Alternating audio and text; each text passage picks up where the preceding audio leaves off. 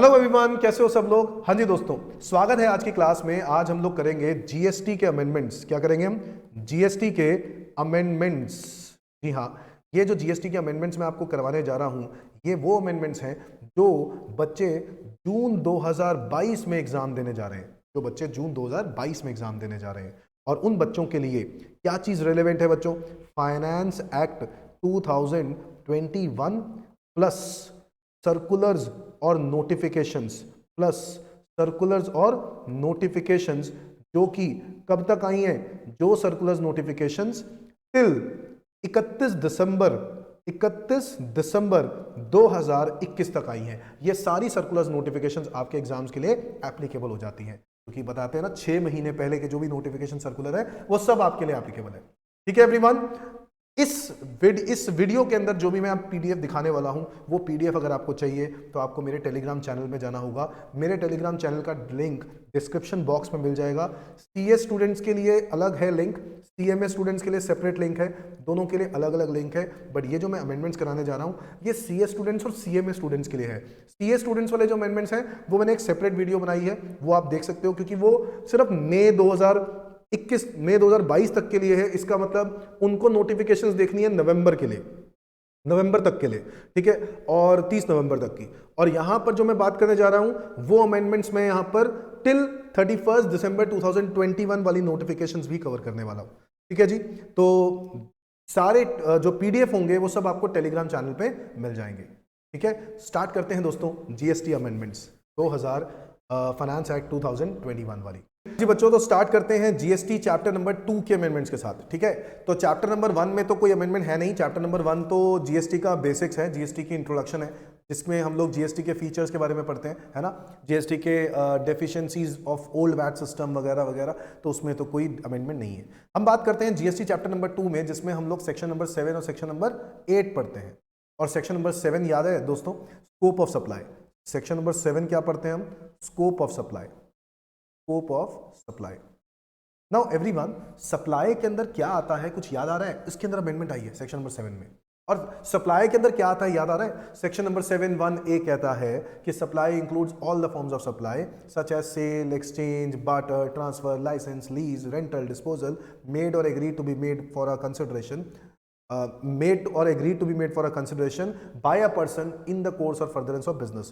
कुछ बातें याद आ रही हैं ये वाली? ये देखो 7(1)(a), ये हम लोग ऑलरेडी पढ़ चुके हैं ना, जिसके अंदर हम लोग 5 बातें निकल के आती है। क्या निकल के आती है? 5 बातें कि भाई सप्लाई होनी चाहिए। क्या होनी चाहिए? सप्लाई। और वो सप्लाई क्या होनी चाहिए? सप्लाई किसकी होनी चाहिए? सप्लाई गुड की या सर्विस की होनी चाहिए, है ना। सप्लाई गुड की या फिर सर्विस की होनी चाहिए, या फिर दोनों की होनी चाहिए, या फिर दोनों की होनी चाहिए, है ना। तो दूसरा हम लोग इसके अंदर मेन कंटेंट क्या निकाल के आते हैं कि सप्लाई टैक्सेबल होनी चाहिए। थर्ड क्या होना चाहिए? कंसिडरेशन होना चाहिए। थर्ड पॉइंट क्या होना चाहिए? कंसिडरेशन होना। फोर्थ पॉइंट क्या होना चाहिए? बिजनेस होना जरूरी है। फोर्थ पॉइंट बिजनेस होना जरूरी है। 5 पॉइंट टैक्सेबल पर्सन के थ्रू सप्लाई होगी, by taxable person. Supply should be by taxable person. तो ये 5 बातें हम लोगों को समझ में आती है ना, ये 5 बातें हम लोग इस 7(1)(a) के अंदर अभी तक डिस्कस करते हुए आए हैं। और एक नया एक पॉइंट इंसर्ट कर दिया गया, जो कि हम लोग इंटरप्रेट कर लेते थे, अपने आप ही इंटरप्रेट कर लेते थे, कि हमें पता चल जाता था कि हाँ एक्चुअल में देखा जाए तो इसका मतलब यही है। तो कुछ एग्जाम्पल्स के साथ हम लोग ये इंटरप्रिटेशन ले लेते थे कि हाँ इसके अंदर ये भी चीज़ कवर्ड होगी ही होगी, ऑब्वियस वाली बात है। बट यहाँ पर इस पॉइंट को स्पेसिफिकली डाला गया ताकि कोई भी डाउट ना रहे। क्या लाया गया? देखो, इन CGST act 2017 in section 7 in subsection 1 after clause A the following clause shall be inserted and shall be deemed to have been inserted with effect from 1/7/17, यानी रेट्रोस्पेक्टिव इफेक्ट से इसको अमेंड कर दिया गया है। तो 1/7/17 से कहा, क्या क्लॉज डाल दिया गया? कोई भी तरह की एक्टिविटीज या कोई भी तरह की ट्रांजैक्शंस जो कि कोई पर्सन सप्लाई कर रहा है other than an individual, individual नहीं है वो, इसका मतलब है कोई एसोसिएशन है, कोई कंपनी है, कोई फर्म है, ठीक है, कोई लोकल अथॉरिटी है, और वो प्रोवाइड कर रही है, कोई एक्टिविटीज कर रही है, किसके लिए? मेंबर्स के लिए, ठीक है, अपने मेंबर्स को वो कुछ एक्टिविटीज करके दे रही है, ट्रांजैक्शन करके दे रही है, और बदले में क्या लेती होगी? कैश या डेफर्ड पेमेंट या फिर कोई और वैल्यूएबल कंसिडरेशन। अच्छा, इसके अलावा ये भी हो सकता है कि वाइसे वर्सा हो जाए। वाइसे वर्सा का मतलब ये हो गया कि मेंबर्स ने एक्टिविटीज की हैं या ट्रांजैक्शंस की हैं किसके लिए, फर्म के लिए या फिर एसोसिएशन के लिए या लोकल अथॉरिटी के लिए, इज दैट क्लियर? और उसके बदले में क्या हुआ, कैश या डेफर्ड पेमेंट गवर्नमेंट ने कहा ये भी सप्लाई है। तो 7(1)(a) के अंदर, ये 7(1) के अंदर AA एक नया क्लॉज इंसर्ट कर दिया गया और गवर्नमेंट ने कहा कि यस, अब से इस बात पे ध्यान रखने की ज़रूरत है कि अगर मेंबर्स एसोसिएशन को या एसोसिएशन मेंबर्स को अगर कोई एक्टिविटी या ट्रांजैक्शंस करती है और बदले में कैश का काम होता है या कोई वैल्यूएबल कंसिडरेशन होती है, तो ऐसे केस में यस, उसको सप्लाई माना जाएगा और उस पर GST लगाया जाएगा। समझ में आ गई बात? अब इसकी एक्सप्लेनेशन में लिखता है, for the purpose of this clause it has been clarified that notwithstanding anything contained in any court of law for time being in force or any judgment, decree or order of any court or tribunal or authority, the person and its members or constituents shall be deemed to be the two separate persons. Basically वो ये कहना चाहते हैं कि ये बताना चाहते हैं कि persons अलग हैं, members अलग हैं, ये दोनों अलग अलग हैं, इनका आपस में कोई लिंक नहीं है। अगर ये एक दूसरे को कोई भी एक्टिविटी या ट्रांजैक्शन करके देते हैं तो yes, it is a supply। समझ में आ गई बात? And the supply of activities और ट्रांजैक्शन इंटर से मतलब आपस में shall be deem to be taken place from one such person to another. Is that clear? क्योंकि हम लोग पढ़ते हैं ना 7(1)(a) के अंदर बाय अ पर्सन, मतलब सप्लाई एक पर्सन दूसरे पर्सन के लिए करता है।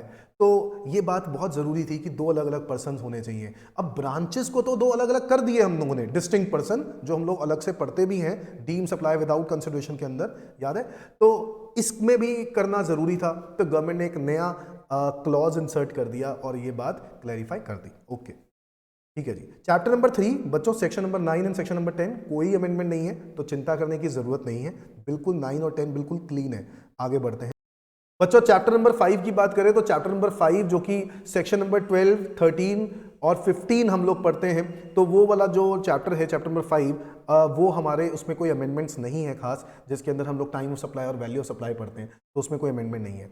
चैप्टर नंबर 6 की बात करते हैं। चैप्टर नंबर 6 में एक इंपॉर्टेंट अमेंडमेंट आई है, इनपुट टैक्स क्रेडिट। बच्चों वैसे तो देखा जाए तो चैप्टर नंबर 6 के अंदर तो पहले भी अमेंडमेंट्स आई हैं, ठीक है, मतलब इससे पहले, मतलब दिसंबर 2020 में जो अमेंडमेंट्स हम कर चुके हैं उसके ऊपर भी बहुत सारी अमेंडमेंट्स आ चुकी हैं।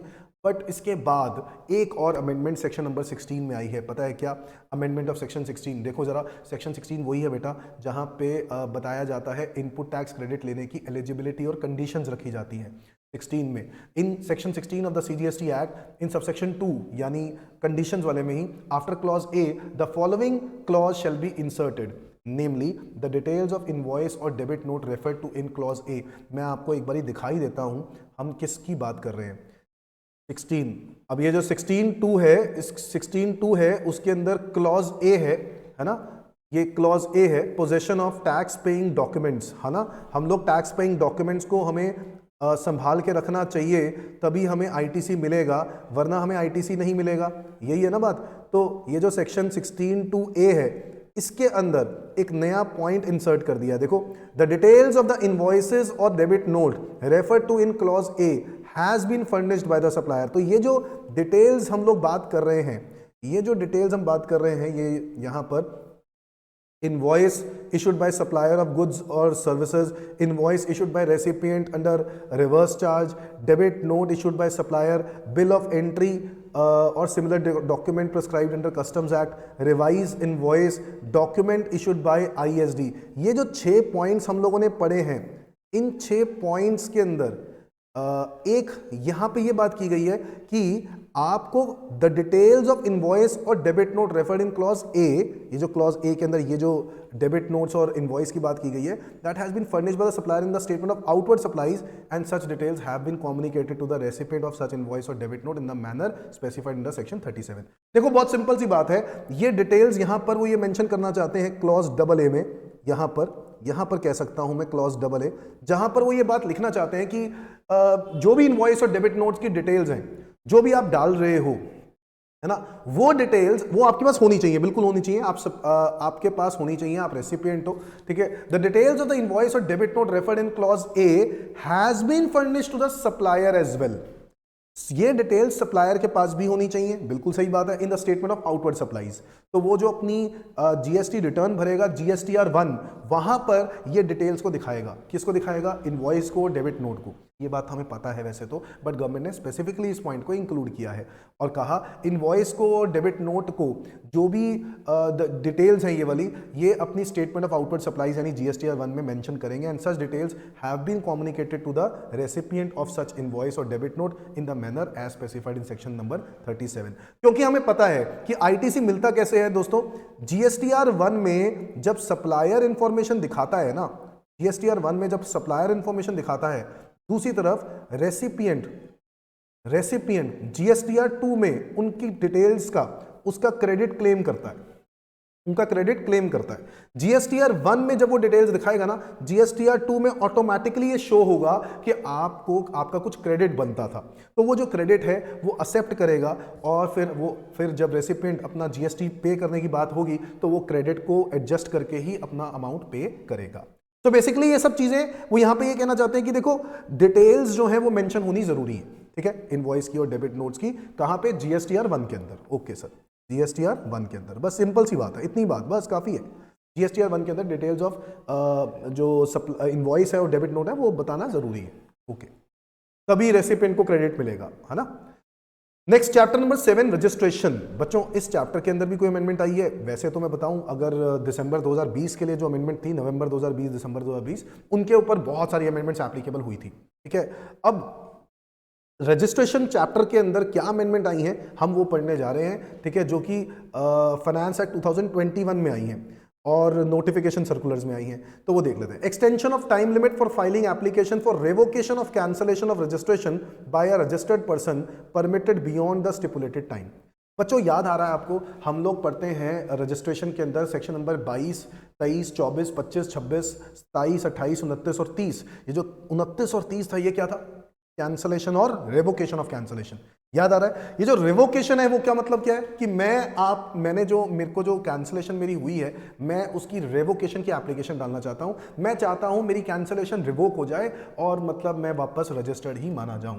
तो अगर आप रेवोकेशन चाहते हो तो गवर्नमेंट ने आपके लिए टाइम लिमिट बढ़ा दी है। कहा extension of time limit for filing application for the revocation of cancellation of a registration bye a registered person. ठीक है, कहा गया कि with effect from 1/1/2021, proviso to section 31 of the CGST Act was substituted to the period permit the extension of the time limit for filing an application for revocation of cancellation of the registration by a registered person. Accordingly, the time limit for filing of application for revocation of 30 days from the date of service of the order of cancellation of registration may, on sufficient cause being shown and for reason to be recorded in writing, be extended by an additional commissioner or joint commissioner as the case may be for the period not exceeding 30 days. So basically कहा गया कि अगर आप चाहते हो कि आपकी registration वापस रिवोक हो जाए, कैंसलेशन को रिवोक कर दिया जाए, तो ऐसे केस में आपके पास 30 दिन का टाइम है। आपको 30 दिन के अंदर एप्लीकेशन भरनी है। अगर आपने 30 दिन के अंदर एप्लीकेशन नहीं भरी, तब भी आपको एक्सटेंड किया जा सकता है और 30 दिन एडिशनल कमिश्नर या जॉइंट कमिश्नर के द्वारा। समझ में आया? तो आपको रिक्वेस्ट करनी होगी एडिशनल कमिश्नर और जॉइंट कमिश्नर के द्वारा, और अगर उनको लगा कि आपके पास एक वैलिड रीजंस हैं तो ऐसे केस में वो आपको 30 डेज की और एक्सटेंशन दे सकते हैं कि हाँ रेवोकेशन आप और 30 डेज के आपके पास, मतलब टोटल 60 दिन का टाइम हो जाएगा। और कमिश्नर भी इसको फर्दर एक्सटेंड कर सकता है by commissioner for a further period not exceeding 30 days beyond the period specified in clause A, यानी टोटल 90 डेज हो जाएगा बच्चों for the period specified in clause A. तो ये जो क्लॉज ए में 30 डेज दिया, तो 30 तो ऑलरेडी है ही है, 30 और हो जाएगा एडिशनल कमिश्नर जॉइंट कमिश्नर ने अगर बोल दिया तो, ठीक है, और 30 और हो सकता है, यानी टोटल 90 डेज की एक्सटेंशन मिल सकती है आपको अगर कमिश्नर ने बोल दिया तो। समझ में आ गई बात? Consequently, Rule 23(1) of the CGST rules has been suitably amended to give the effect to the aforesaid amendment. Amended to 23(1) reads as follows: A registered person whose registration is cancelled by PO on his own motion may submit an application for revocation of cancellation of registration in the prescribed form to such PO within the period. अब ये उस amended की language बता रहा है, ठीक है, ये अमेंडमेंट की लैंग्वेज बता रहा है। मैं आपको बता चुका हूं अमेंडमेंट क्या आई है, अब उसके अंदर लैंग्वेज में क्या चेंज आया है वो मैं बता रहा हूं। कि एक registered person whose registration is cancelled by PO on his own motion may submit an application for revocation of cancellation of registration in the prescribe form to such PO within a period of 30 days from the date of service of the order of cancellation of registration. ठीक है, समझ में आता है sir, यहां तक तो सब कुछ सेम था। और within such time period as may be extended by additional commissioner और जॉइंट कमिश्नर। कितना दिन? 30 दिन और। ओके, और the commissioner as the case may be in the exercise of the powers provided in the proviso to section 31। अब क्या powers दी गई हैं? एडिशनल कमिश्नर जॉइंट कमिश्नर को बोला गया कि 30 दिन तक का और एक्सटेंशन दे सकते हो, और कमिश्नर को बोला गया आप 30 दिन और एक्सटेंशन दे सकते हो जो एडिशनल कमिश्नर जॉइंट कमिश्नर को दिया है। समझ में आ गई बात? तो टोटल एक्सटेंशन 90 डेज की पॉसिबल है। समझ में आ गई बात? ये एक पॉइंट नया आया है। ओके सर, चैप्टर नंबर 8 की अमेंडमेंट की बात करते हैं। Tax invoice, debit note, credit note, section number 31, जिसमें हम लोग बहुत सारे टैक्स इनवॉइस के बारे में बात करते हैं ना, 31, 32, 33, 34। अब इसके अंदर ई इनवॉइसिंग जो कि बिल्कुल लेटेस्ट है, e invoicing is not applicable to a government department and local authority. तो गवर्नमेंट ने अपने ऊपर से हटा दिया है इसको, लोकल अथॉरिटीज के ऊपर हटा दिया। ई इनवॉइसिंग मैंडेटरी था पहले, बट गवर्नमेंट ने कहा अब से e invoicing is not applicable to the government department and local authority. Invoicing is mandatory for the persons notified with notification number 13/2020 dated 21st March 2020 as amended. As per the notification, all the registered businesses with an aggregate turnover in preceding financial year 17-18 onwards, जिसकी turnover 17-18 के बाद से preceding financial year में 50 करोड़ से ज्यादा है, ठीक है, उनको they are required to issue e-invoices. They are required to issue e-invoices except कौन ई इनवॉइसेस नहीं बना सकता? स्पेशल इकोनॉमिक जोन्स नहीं बना सकते, SEZ। नंबर 2, इंश्योरर और बैंकिंग कंपनी या फाइनेंशियल इंस्टीट्यूशन नहीं बना सकते। Number 3, GTA supplying services in relation to transportation of goods by road in good carriage नहीं बना सकते। Okay, supplier of passenger transportation services नहीं बना सकते। Person supplying services by way of admission to exhibition of cinematographic film या multiplex screens, इनको बोल दिया गया इनका ई इनवॉइसिंग मैंडेटरी नहीं है। इनको बोला गया इनवॉइसिंग मैंडेटरी नहीं है। कह रहा है ये लोग स्पेशल इकोनॉमिक जोन्स, जो लोग स्पेशल इकोनॉमिक जोन में हैं, उनको बोला गया कि they are not mandatorily required to issue invoices. चाहे तो बनाए चाहे तो ना बनाए। इंश्योरर और बैंकिंग कंपनी को बोल दिया गया इनको बनाने की जरूरत नहीं है। GTS को बोल दिया गया okay. Supplier of passenger transportation services, जो ट्रांसपोर्टेशन सर्विसेज बस वाले जो हो गए उनको भी बोल दिया गया, ठीक है। पैसेंजर ट्रांसपोर्टेशन में ओला उबर भी आ गई, okay. Person supplying services by way of admission of exhibition of cinematographic film, यानी मूवी में, मूवी थिएटर्स की बात हो रही है, तो उनके लिए जो टिकट्स हैं वो भी अगर ई इनवॉइसिंग नहीं करना चाहते हैं तो वो भी चाहे तो इग्नोर कर सकते हैं। तो इनको बोल दिया गया कि इनवॉइसिंग इनके लिए जरूरी नहीं है। Said notification has been amended to exempt government department and local authority also from the mandatory requirement of e-invoicing. अब गवर्नमेंट ने बोला कि भाई हमें भी इनवॉइसिंग करनी पड़ेगी, नहीं जी हम भी यहां से एग्जेम्प्ट हैं। तो गवर्नमेंट ने अपने आप को सबसे पहले डाला ई इनवॉइसिंग से एग्जेम्प्ट करने के लिए। गवर्नमेंट डिपार्टमेंट हटा दिया गया, लोकल अथॉरिटी हटा दी गई। समझ में आ गई बात? ये दोनों ऑलरेडी अब ई इनवॉइसिंग में से इनको भी अब मैंडेटरी नहीं है। तो बताओ किन किन को इनवॉइसिंग मैंडेटरी नहीं है? स्पेशल इकोनॉमिक जोन वालों को मैंडेटरी नहीं है, इंश्योरर बैंकिंग कंपनी वालों को मैंडेटरी नहीं है, GTS सर्विसेज वालों को मैंडेटरी नहीं है, पैसेंजर ट्रांसपोर्टेशन सर्विसेज वालों को मैंडेटरी नहीं है, जो मूवी थिएटर्स वाले सिनेमा हॉल्स हैं उनको भी मैंडेटरी नहीं है। इसके अलावा जो नया अमेंडमेंट आया है वो ये कि गवर्नमेंट के द्वारा, गवर्नमेंट डिपार्टमेंट के द्वारा कोई सर्विसेज दी जाए या लोकल अथॉरिटी अगर सर्विसेज देती है तो ये भी एग्जेम्प्ट है ई इनवॉइसिंग के लिए। समझ में आ गई बात? ई इनवॉइसिंग, इज दैट क्लियर? तो एक तो ये अमेंडमेंट है। हाँ जी, तो एक छोटी सी अमेंडमेंट आई है चैप्टर नंबर 9 में, payment of tax, section number 49, section number 50। बच्चों सेक्शन नंबर 50 के अंदर interest for delayed payment of tax, याद है सबको? Interest for delayed payment of tax, उसके अंदर कुछ वर्डिंग्स में चेंजेस आए हैं, ठीक है। और इसमें ये बोल दिया गया है कि भाई जो पेमेंट है, जो हम लोग मतलब मेरे को नहीं लगता वो कोई अमेंडमेंट है खास, तो आपको बस ये मैं आपको वर्ड्स बता देता हूँ जो वर्ड में हेरा फेरी हुई है, बाकी सब एज इट इज है दोस्तों। यहाँ पे लेविड की जगह पे वर्ड आ गया है पेबल, और on that portion of the tax which is paid by debiting the electronic cash ledger. आप लोग तो जानते ही है ना कि इंटरेस्ट की पेमेंट आपको हमेशा इलेक्ट्रॉनिक कैश लेजर से पे करनी है ना। आप क्रेडिट लेजर से तो पे कर ही नहीं सकते। तो बाकी सब कुछ सेम ही है, कानून यही है। ये पहले वाला है, ये देखो ये पहले वाली बात लिखी हुई है।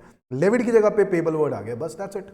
क्योंकि वो एक जगह पेबल बोल रहा है, एक जगह लेविड बोल रहा है। लेविड कैसे हो सकता है? लेवी नहीं है, टैक्स थोड़ी ना है, तो इसलिए वर्ड बोल दिया गया payable. That should be payable on that portion of tax which is paid by debiting the electronic cash ledger.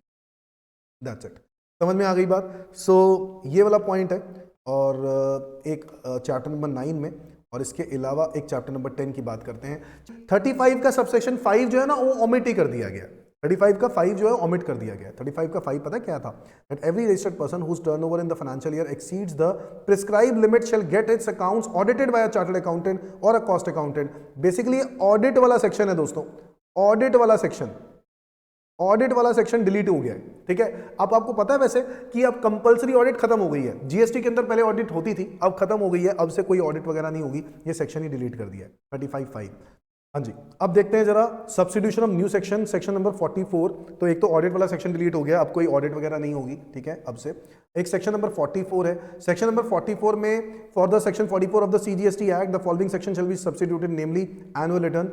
Annual return में चेंजेस किए गए हैं, तो मैं आपको दिखा देता हूँ सेक्शन नंबर 44 कहाँ पे, और वहाँ पे एनुअल रिटर्न में एक अमेंडमेंट आई है, तो वो मैं आपको दिखा देता हूँ। एनुअल रिटर्न साल में एक बार ही भरनी होती है, याद आ रहा है आपको? 44 सेक्शन के अंदर वो एनुअल रिटर्न के बारे में बात की गई थी, ये रहा आपके सामने। ठीक है, जो मेरे नोट्स में है, कह रहा है एनुअल रिटर्न में every registered person other than ISD a person paying tax under 51, 52 यानी टीडीएस टीसीएस वाले काटने वाले लोग, a casual taxable person NRTP shall furnish an annual return which में इंक्लूड, मतलब इनको छोड़ के आईएसडी नहीं भर सकता एनुअल रिटर्न, टीडीएस टीसीएस वाले लोग नहीं भर सकते, सीटीपी नहीं भर सकता, एनआरटीपी नहीं भर सकता। Shall furnish the annual return which में include a self certified reconciliation statement. जरा लैंग्वेज देखेंगे, ऐसी बात यहां पर नहीं लिखी गई। ठीक है, अब यहां पे बोला गया कि आपको self certified reconciliation statement reconciling the values of supplies declared in the return furnished by financial year with the audited financial statement for every financial year electronically within the such time and in such form in as such manner as may be prescribed, provided that the commissioner may on the recommendation of council by notification exempt any class of the registered person from filing the annual return। ठीक है, किसी को भी government commissioner के पास power है, किसी को भी वो एनुअल रिटर्न से क्या कर सकता है, एग्जेम्प्ट कर सकता है। Provided further that nothing content in this section shall apply to any department of central government. ये सेक्शन सेंट्रल गवर्नमेंट डिपार्टमेंट के ऊपर नहीं लगता, स्टेट गवर्नमेंट डिपार्टमेंट के ऊपर नहीं लगता, लोकल अथॉरिटी के ऊपर नहीं लगता, whose books of accounts are audit required to be audited by the CAG, controller and auditor general of India, उनके ऑडिट करता है, और an auditor appointed by for auditing the accounts of local authority under the law for the timing in. So basically government ने annual returns के अंदर हल्के फुल्के changes किए हैं। बस आपको बस ये बात याद रखनी है कि एनुअल रिटर्न कौन भर सकता है, कौन भर सकता है? हर एक इंसान भरेगा, other than ISD, other than अ person paying tax under TDS TCS, CTP हो गया, एनआरटीपी हो गया। ठीक है, और इसके अलावा जितने भी हैं सबको भरना पड़ेगा। कैसे भरना है? सेल्फ सर्टिफाइड रिकंसिलिएशन स्टेटमेंट चाहिए, यानी उनकी खुद की सर्टिफाइड रिकंसिलिएशन स्टेटमेंट होनी चाहिए। Reconciling the values of supplies declared in return, जो सप्लाईज उन्होंने रिटर्न के अंदर दिखाया और जो फाइनेंशियल स्टेटमेंट्स में है सेम होना चाहिए ना, और with the audited financial statements for every financial year electronically, वो चीज़ सेम होनी जरूरी है, उसी को रिकंसिलिएशन स्टेटमेंट बोलते हैं। और कमिश्नर चाहे तो वो अपनी रिकमेंडेशन पर वो किसी को भी क्लास ऑफ रजिस्टर्ड पर्सन को फाइलिंग ऑफ एनुअल रिटर्न से एग्जेम्प्ट कर सकता है। और ये बताया गया कि central government, state government, local authority के ऊपर ये सेक्शन अप्लाई नहीं होता। ठीक है जी, तो बेसिकली एनुअल रिटर्न इनके ऊपर अप्लाई नहीं होता जिनकी ऑडिट सेक्शन 44 में, जिनकी ऑडिट सीएजी करते हैं, जिनकी ऑडिट सीएजी करते हैं। एक और अमेंडमेंट है that maximum late fees payable under section 47 for delayed payment of forms of GSTR 1, 3B। ठीक है, ये डिलेड पेमेंट के लिए एक लेट फी होती थी ना, ये लेट फी जो है उसको चेंज कर दिया है गवर्नमेंट ने। Section 47 of the CGST stipulates the specified amount of the late fee for delay in filing of annual filing any of the following the respective due dates. Statement of outward supplies यानी GSTR 1 की बात हो रही है। ठीक है, यहाँ पे 3B की बात हो रही है, और यहाँ पे फाइनल रिटर्न की बात हो रही है। फाइनल रिटर्न हो गया आपका 10। तो an equal amount of late fee payable by such person under the respective SGST UTGST act as well. Penalty leviable under IGST Act shall be sum total of the penalties leviable under CGST and SGST Act। ठीक है, और the late fee can be waived off, ये बातें तो पहले से ही लिखी हुई हैं जो लिखी हुई हैं। The late fee can be waived off partially or fully by the central government. Consequently, since inception of GST law, late fees being regularly waived off by the central government either partially or fully। तो returns late भरने की वजह से एक late fee लगती थी, और government बहुत टाइम से इसको लेट फी को अवॉइड ही करती रही है। ठीक है, बट अब ठीक है, अब से उन्होंने कुछ और रैशनलाइज कर दिया इस बात को, और कहा कि नहीं जी अब हम लोग डिले नहीं करेंगे, अब हम लेट फी लगाएंगे। For the tax period June 21 onwards और quarter ending June 21 or financial year 2021 onwards, as the case may be. Late fee for delayed filing of form GSTR 1, 3B and 4 has been rationalized. तो उन्होंने बोल दिया कि भाई साहब अब हम आपको बताएंगे कि 1, 3B और 4 अगर आप नहीं भरोगे, टाइम पर नहीं भरोगे तो आपके साथ क्या होगा। तो आओ जरा देखें। For delay in filing GSTR 1 and 3B, अब delay in filing GSTR 1, 3B उसका total amount of late fee क्या है। ये देखो, class of registered person who have nil outward supplies in the tax period whose total amount of the tax payable in GSTR 3B is nil, जिनका GSTR 3B nil है तो उनको भी क्या लेट फी भरनी पड़ती है अगर उन्होंने निल रिटर्न नहीं दिखाई तो। यस, गवर्नमेंट ने कहा इनको भी लेट फी भरनी पड़ेगी। पता है कितनी? 500 रुपए, 250 रुपए ईच, CGST 250 SGST, तो इनको भी लेट फी भरनी पड़ेगी।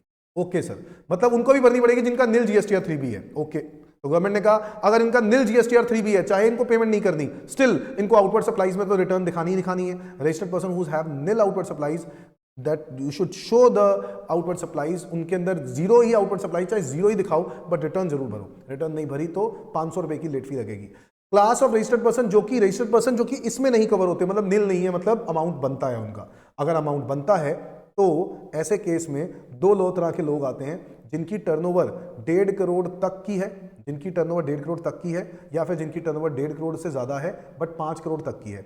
जिनकी टर्नओवर 1.5 करोड़ तक की है उनके लिए लेट फी है 2000, और जिनकी टर्नओवर 1.5 करोड़ से ज्यादा है बट 5 करोड़ तक की है उनकी लेट फी है 5000। क्या समझे? 2000 रुपये लेट फी लगेगी या फिर 5000 रुपये लगेगी। ये बात समझ में आती है? ठीक है। इसके अलावा ऐसे registered persons other than 1 and 2, यानी मतलब अमाउंट जो है वो 5 करोड़ से ज्यादा है, बेसिकली कह सकते हैं 5 करोड़ से ज्यादा है, क्योंकि क्लॉज 1 में तो 1.5 करोड़ तक वालों को बोला गया और 1.5 से लेके 5 करोड़ वालों तक का बोला गया। यहां पे बोला गया एक्सीडिंग 5 करोड़, क्या बोल सकते हैं? एक्सीडिंग 5 करोड़, उनके लिए बोल दिया गया लेट फी वो है जो कि स्पेसिफाइड है सेक्शन नंबर 47 में। अब 47 में क्या लेट फी स्पेसिफाई की गई है वो भी दिखा देता हूं मैं आपको। लेट फी 47 सेक्शन में क्या स्पेसिफाई की है? 100 रुपए पर डे विच कंटिन्यूज, यही है ना 47 सेक्शन के अंदर, यही है लेट फी। हाँ जी, 100 रुपए per day during which such failure continues और 0.25% of turnover which ever is lower. तो बेसिकली ये रहेगी उनकी लेट फी। ठीक है, ये उनकी लेट फी रहेगी जिन लोगों की टर्नओवर 5 करोड़ से ज्यादा है। तो ध्यान से समझते हैं, 3 तरह के रजिस्टर्ड पर्सन हो गए। एक रजिस्टर्ड पर्सन वो हो गए जिनकी निल लाइबिलिटी बनती है, उनको बोला गया 500 रुपए की लेट फी। अच्छा, अगर हम बात करें रजिस्टर्ड पर्सन जिनकी टर्नओवर 1.5 करोड़ रुपए तक की है तो उनके लिए बोला गया लेट फी कितनी? 2000 रुपए। ठीक है, और जिनकी टर्नओवर 1.5 करोड़ से ज्यादा है बट 5 करोड़ तक की है उनके लिए बोला गया 5000 रुपए।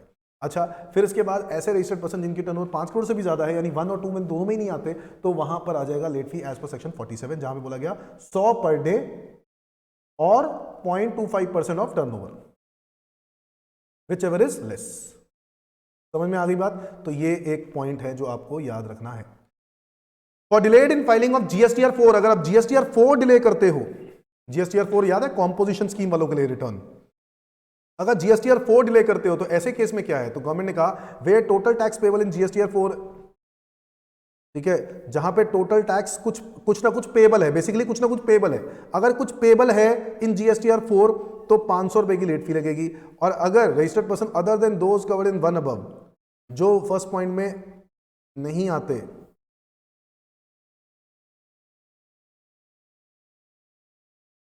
सॉरी यहां पर मेरे से गलती हो गई है, the total tax is nil payable होना चाहिए। ये निल पेबल होंगे, निल पेबल होगा तो 500 रुपए की लेट फी, और अगर कुछ मतलब कुछ ना कुछ अमाउंट होगा तो 2000 रुपए की लेट फी, ऐसा होगा। ठीक है, ये निल पेबल है या फिर अमाउंट होगा। अगर निल पेबल है तो भी लेट फी लगेगी 500 रुपए की, और अगर निल पेबल नहीं है मतलब कुछ ना कुछ अमाउंट है तो 2000 रुपए की लेट फी लगेगी। That's it. एक और पॉइंट है, mandatory requirement of submitting the reconciliation statement audited by the specified professional done away with. Government ने सेक्शन 44 को सब्स्टिट्यूट कर दिया। देखो क्या लिखा, with effect from 1/8/2021 section 44 of the CGST Act has been substituted so as to remove the mandatory requirement of furnishing the reconciliation statement duly audited by a specified professional। पहले specified professional से certification होती थी ना, अब क्या word लिख दिए गए? Self certified reconciliation statement. सिर्फ फर्क ये है, और ये बात मैंने पहले भी बता दी आपको, ये वाली लैंग्वेज में पहले पढ़ा चुका हूं। सेल्फ सर्टिफिकेशन की बात हो गई है। अब पहले क्या होता था, ये प्रोफेशनल सर्टिफाई करेगा, यानी कोई चार्टर्ड अकाउंटेंट सर्टिफाई करेगा या कॉस्ट अकाउंटेंट सर्टिफाई करेगा। तो अब जो है इसको यहां पे सर्टिफिकेशन हटा दी गई है, तो अब यहां पे self certification is enough. Is that clear? अगर कमिश्नर, हाउएवर कमिश्नर में on the recommendation of council by notification exempt, अच्छा ये बाकी सारे पॉइंट्स तो हम लोगों ने पहले ही पढ़ लिए, ये वही पॉइंट्स हैं बेटा, सारा वही पॉइंट है, सिर्फ ये बताया गया एक नई अमेंडमेंट क्या कि स्पेसिफाइड प्रोफेशनल की जगह सेल्फ सर्टिफाइड रिकंसिलिएशन स्टेटमेंट आ गई है, that's it. Now amendments notified in December 2021 effective from 1st of January 2022। Aadhaar authentication made mandatory, ठीक है, अब आपको याद रखना है अब से आधार ऑथेंटिकेशन मैंडेटरी है। पहले आधार वाला नहीं भी करते थे ना, तब भी काम चल जाता था। गवर्नमेंट ने 1 जनवरी 2022 से इसको मैंडेटरी कर दिया है। Rule 10B of the CGST rules, as per rule it is mandatory for registered person to undergo the Aadhaar authentication for below purposes. Filing of application of revocation of cancellation, अगर आप cancellation को revoke कराना चाहते हो तब भी आपको आधार authenticate कराना है। फाइलिंग ऑफ रिफंड एप्लीकेशन, उसके लिए भी आपको कराना है। Refund of IGST paid on goods exported out of India, आपको पता है ना, गुड्स एक्सपोर्ट कर देते हैं तो जो GST देते हैं उसका भी आपको रिफंड आ जाता है। वो रिफंड क्लेम करने के लिए भी आपको क्या आधार ऑथेंटिकेट कराना जरूरी है, यानी आधार की वैलिडेशन होगी, आपके पास आधार होना चाहिए। A taxable person who has not yet authenticated their Aadhaar need to go through this authentication process before filing the above two application and enabling the GST systems to validate and transmit the IGST refund data from the GST system। तो बेटा सब कुछ तो होएगा ही तब जब आप time पर इसको आधार ऑथेंटिकेट करा लोगे। आधार ऑथेंटिकेट नहीं कराओगे तो प्रॉब्लम्स आएंगी। Okay, next GST for e-commerce operators. बच्चों एक अमेंडमेंट, बड़ी ही बेहतरीन amendment, GST for e-commerce operator. कह रहा है CBIC विद दिस सर्कुलर, उन्होंने एक अमेंडमेंट डाली और कहा to bring the food delivery apps like Zomato, Swiggy and cloud kitchens under the restaurant services. Government ने बोला Zomato, स्विगी और क्लाउड किचन जितने भी हैं ये सब रेस्टोरेंट सर्विसेज में आते हैं, और अब से ये बोल दिया गया कि दे आर लायबल टू पे टैक्स। तो बेसिकली Zomato और स्विगी जो आज तक क्या करते थे, Zomato और स्विगी के थ्रू अगर आप सर्विसेज प्रोवाइड करते थे, यानी मैं एक रेस्टोरेंट था और मैं एक रेस्टोरेंट क्या करता था, स्विगी के थ्रू अपना खाना बेचता था कस्टमर के पास, है ना, और गवर्नमेंट कहता था जो भी कस्टमर से आप खाना बेचते हो जो भी, स्विगी पैसा कलेक्ट करेगा और स्विगी GST भी कलेक्ट करेगा और वो GST रेस्टोरेंट क्या कर देगा, जमा कराएगा। बट अब गवर्नमेंट ने क्या बोल दिया, अब से GST जमा कराने की जिम्मेदारी स्विगी की है, GST जमा कराने की जिम्मेदारी Zomato की है, तो आपकी नहीं है, रेस्टोरेंट्स की नहीं है। तो गवर्नमेंट ने यहाँ पे स्विगी Zomato के लिए ये फीस एप्लीकेबल कर दिया जनवरी 1, 2022 के लिए। हालांकि एग्जाम में ये चीज आने के चांसेस कम ही है, बट स्टिल नॉलेज के लिए जरूरी है। और ट्रांसपोर्ट के केस में भी कर दिया, transporter services provided by e-commerce operator like Ola, Uber will also be charge 5% GST while services provided by auto rickshaw drivers through offline manual mode would continue to be exempted। ये तो हमें पता ही है। तो ई-कॉमर्स ऑपरेटर्स के लिए बोल दिया गया कि जो ई-कॉमर्स ऑपरेटर्स हम लोग पढ़ते थे ना, ई-कॉमर्स ऑपरेटर्स के लिए, तो स्विगी Zomato वाला पॉइंट जो है, ओला उबर के लिए भी ये बोल दिया गया कि ओला उबर्स अगर transport services provided by e-commerce operator, Ola Uber वगैरह, तो उनको बोला गया कि अब से ओला उबर ही इनके ऊपर GST देने के लिए जिम्मेदार है। Will also be charge at 5% GST while services provided bye auto rickshaw वगैरह के लिए तो एग्जेम्प्ट कर दिया, वो तो पहले से ही था। E-commerce will no longer be required to collect TCS। उनको बोल दिया गया कि ये जो टैक्स कलेक्टेड एट सोर्स होता था ना कॉन्सेप्ट, इनके ऊपर TCS हट गया है। And file GSTR 8 in respect of restaurant services on which it pays section 9(5) under section 9(5) of the CGST Act, but will continue to collect TCS and file GSTR 8 for the other services। तो e-commerce operator के लिए बोल दिया गया कि जो restaurant वाला case है इसमें बोल दिया गया they will no longer be required to collect TCS and file GSTR 8 in respect of restaurant services. इनको नहीं करने की जरूरत है, रेस्टोरेंट सर्विसेज के केस में अब TCS कलेक्ट करने की जरूरत नहीं है, बाकी सब केसेस में है, तो रेस्टोरेंट के लिए नहीं है। ये गवर्नमेंट ने यहां पर नोटिफाई किया, तो बेसिकली रेस्टोरेंट पर ज्यादा फोकस किया है। ओके, ठीक है जी। New provisional ITC changes as per GST notification number 39/2021 tax payers can claim ITC only if the same invoice debit note is reflected in GSTR 2A 2B।